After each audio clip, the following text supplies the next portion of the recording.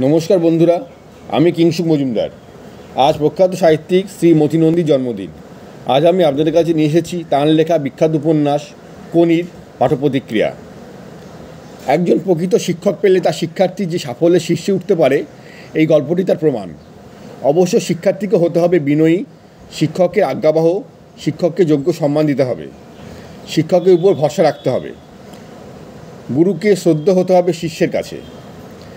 খিদ্দা, আসল নাম ক্ষিতিশ সিংহ, তিনি ছিলেন এমনই একজন প্রকৃত শিক্ষক, গরিব সাঁতারের শিক্ষক।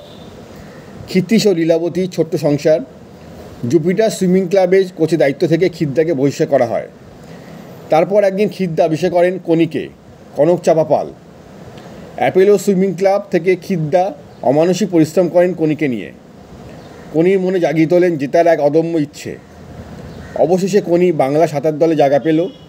নিরঙ্কুশ চক্রান্ত হওয়া সত্ত্বেও শেষ পর্যন্ত মাদ্রাজে জাতীয় চ্যাম্পিয়নশিপে রিলে সাঁতারে বাংলাকে জেতালো কনি। অসাধারণ একটি উপন্যাস। বন্ধুরা, যে পর্যন্তই। আমি আগামীকাল আসবো আবার অন্য কোনো একটি বইয়ের পাঠ্যপুস্তক নিয়ে।